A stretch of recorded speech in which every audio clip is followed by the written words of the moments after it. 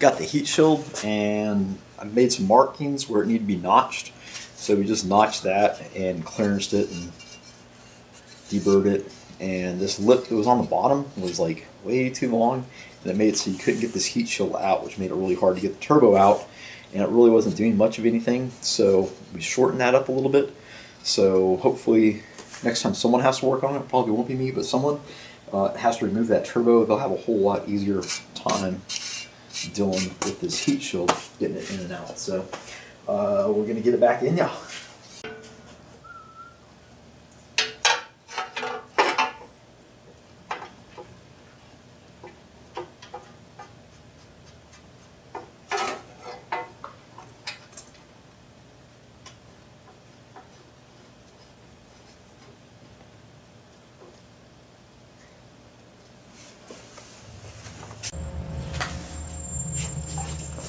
Oh, these are some heavy duty headers, man. They are thick. So one thing I did do to make my life hopefully a little bit easier is I took and sprayed a little copper gasket spray on these flanges for the manifold, and that isn't really going to do anything except glue those little steel gaskets in place. So hopefully when I'm up there fidgeting and needing 3 more hands, it'll actually stay where it needs to be.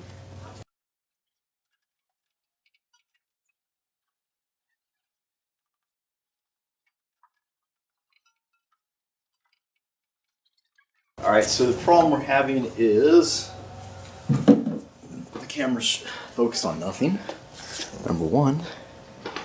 And number two is we barely were able to fit that thing in there with the heat wrap, just the heat wraps on, and then we wrapped it again with this like tin foil coating stuff.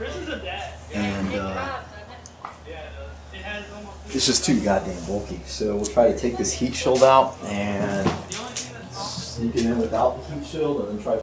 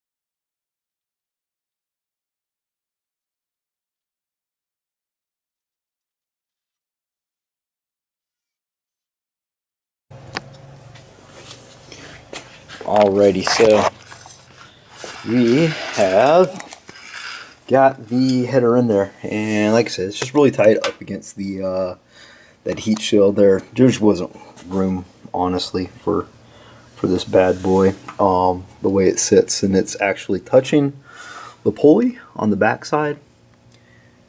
You can't see in there. There's no way you can see in there. But I really don't think it's, I mean, it's not really hammering the pulley or hurting the pulley. It's just touching the pulley. So, Wyvern's back on. So it being just, you know, basically tinfoil and fabric and some fiberglass, I tend to think the pulley will just cut through it. It'll cut off what it wants, and it'll just be fine. So that was a pain in the ass. So we'll go ahead, bring it up. We'll get those last bolts on the header and torque it down, and then we'll start reassembling all the stuff. Hooray!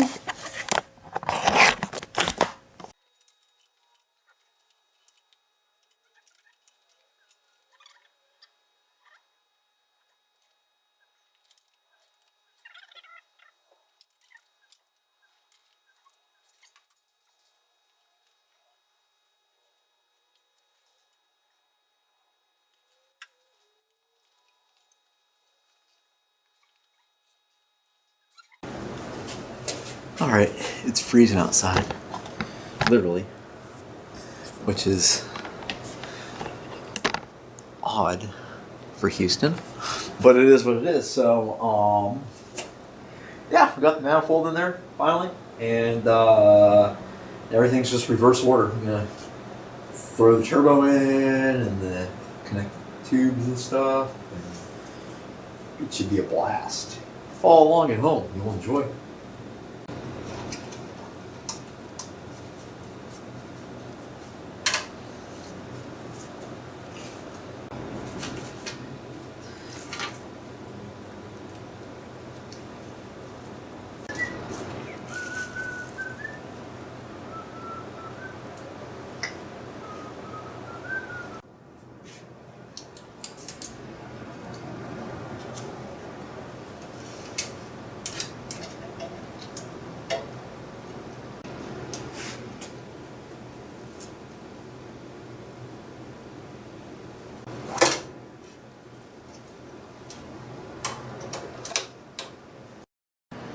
So there is that stuff in there. You can see where it touches the pulley. It's not where the belt's at. It's just in the front there. Like I said, it's just gonna saw through it because this is just like, oh God, you can see the fiberglass fall off that shit. It's just like matting and tinfoil. So it is what it is. The downpipe looks to have, it's a little close right there at that heat shield, but that's not a big deal. So nothing else really looks like it's going to be in trouble with that guy. So we're going to wrap that up. So we are heat wrapped like a mofo. We're able to wrap the downpipe with a half wrap, which is like race recommended. So that usually is like, hey, that's good enough. And then we went ahead and wrapped it with the tinfoil fiberglass bullshit. And we got everything hooked back up. All the pipes nice and snug. The drain, the return, the coolant lines, the new oil hose lines. I think it's looking pretty good. We have to finish up the intake pipe with just welding that one mount tab on. That's too easy. I'll lift it up and give you a shot from the bottom. So here's a shot from the underside. And so you got the downpipe all wrapped up. We got the headers wrapped up. We went ahead and put a little bit more of the tinfoil fiberglass stuff on there. We could fit it, so we did. And we had it, so might as well use it. And yeah, so that's it. We are Almost a wrap on the coin mods now. Yay!